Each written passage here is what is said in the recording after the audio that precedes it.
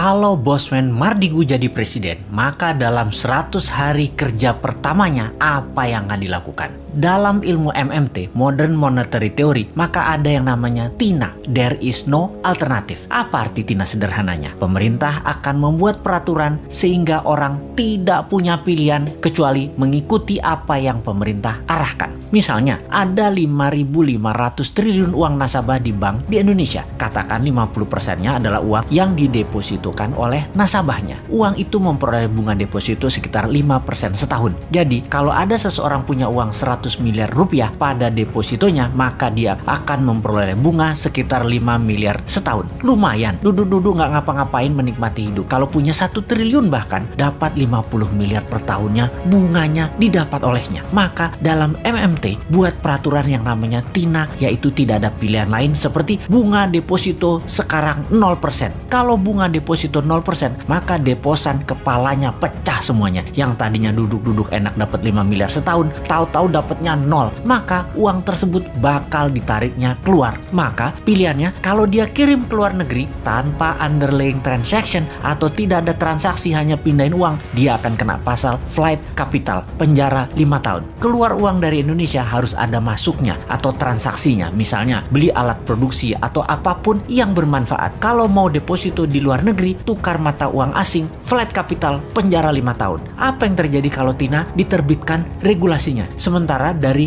5.500 triliun, setengahnya adalah deposito yang tidak berbunga. Maka uang tersebut mendadak bisa keluar dari bank dan masuk ke sektor real. Jadi pabrik, jadi hotel, jadi kafe, invest di UKM, dan uang yang 2.000 triliun rupiah itu atau sama dengan APBN mengalir deras ke sektor ekonomi produktif. Ekonomi Indonesia dalam semalam akan berputar. Makanya jangan pilih Bosman jadi presiden.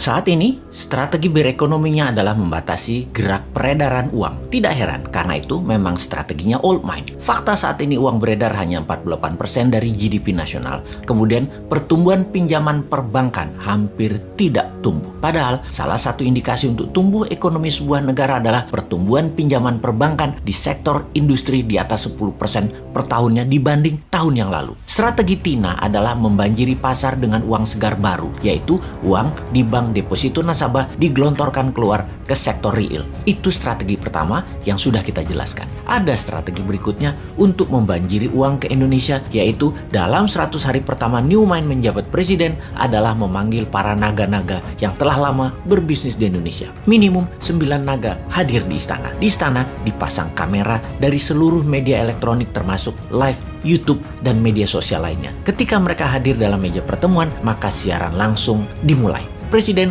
akan mengatakan, Pak A, menurut data di kantong saya, Anda dan keluarga yang telah 50 tahun membangun bisnis di Indonesia memiliki uang tunai di negara lain lebih dari 10 billion dolar atau 150 triliun rupiah. Kapan uang itu balik ke Indonesia? Maka si A mengatakan, 24 bulan lagi Pak. Maka Presiden akan mengambil pasportnya dan berkata, tak pinjem pasportmu 2 tahun ya, sampai uangmu masuk balik ke Indonesia. Oke, Pak F, berapa lama uangmu dan keluargamu yang di luar negeri itu akan masuk balik disimpan di Indonesia? Maka F menjawab, wah belum tahu Pak, harus saya hitung dulu. Maka Presiden akan mengatakan, baiklah kalau begitu kita pinjem pasportnya ya. Juga kita belum tahu berapa lama paspor ini kita pinjemnya. Pak B, berapa lama aset tunaimu yang di luar negeri akan balik ke Indonesia? Pak B menjawab, 1 tahun. Baik, 1 tahun pasportmu tak pinjem ya. Kalau mau berobat ke luar negeri, ngapunten loh ya, Anda belum bisa dulu. Berobat di tanah air aja dulu. Atau mau kunjungi anak, saudara, mau tinggal atau jalan-jalan wisata ke luar negeri, belum bisa dulu. Jadi wisatanya di dalam negeri aja, sampai uang di luar negeri balik dulu ke tanah air, nggih. Janji suci kalian ini disaksikan seluruh rakyat Indonesia loh. Anda ini pahlawan ekonomi kalau balikin uang tersebut ke tanah air yang akan membantu ekonomi dalam negeri. Kita putar cepat bersama. Mau kan jadi pahlawan bangsa? Ini masa kalian berkontribusi ke negara tercinta loh. Sahabat, dari 11.000 triliun yang ada di kantong, pasti dengan strategi ini minimum separuhnya balik masuk ke Indonesia dalam setahun ke depan. Sulit mereka para naga nggak keluar negeri karena berobat itu di masa tuanya. Mereka juga berpenyakit kok, nyaman dengan dokter luar negeri. Juga sulit mereka tidak mengunjungi dan melihat simpenan-simpenan tanda petik ya, simpenan mereka yang banyak itu. Makanya jangan pilih Mardigu jadi presiden. Syarat utama menjadi negara superpower selain kekuatan pemimpin dan timnya yang kelas dunia, maka kekuatan ekonomi negara harus menjadikan Indonesia negara yang sangat kaya. Bukan hanya tumbuh 7% setahun, itu dagang doang bisa. Harus lebih dari itu, harus menjadi sangat kaya. Negara kaya bisa didapat kalau strategi ekonomi bernegaranya menjalankan prinsip kaya, yaitu untung sebesar-besarnya dengan modal sekecil-kecilnya yang mengerjakannya mudah, bisnisnya unik, dicapai dalam waktu cepat, dan membuat tembok agar kompetitor tidak bisa masuk. Itu pasti kaya aja kalau menjalankan hal seperti itu. Jadi Indonesia harus memiliki produk unggulan yang memiliki competitive advantage atau absolute advantage seperti prinsip kaya cepat tadi. Maka tidak lain tidak bukan adalah Indonesia harus masuk ke food industry. Bukan hanya menanam padi, menanam jagung, wortel atau duren, namun masuk juga hingga industri olahan makanan jadi makanan ready to eat seperti snack dan seluruh makanan kemasan dan olahan namun higienis dan sehat. Kemudian membangun industri berbasis bahan baku alam mineral seperti mineral besi atau ferro sampai ke industri kapal laut, mobil, gedung, jalanan, jembatan sampai yang terkecil paku, jarum dan lain sebagainya. Ada ratusan industri hulu mineral, midstream sampai hilir yang akan tumbuh. Kunci bahan baku dan industri turunan utama seperti smelter dan refinery atau pemurnian metal semua harus di Indonesia. Termasuk Indonesia menguasai bursa tanah jarang atau rare earth dan bursa precious metal. Setelah pondasinya terbentuk, maka dalam detail prakteknya pakai dua strategi ekonomi yang terbukti bisa menumbuhkan ekonomi dengan cepat. Pertama,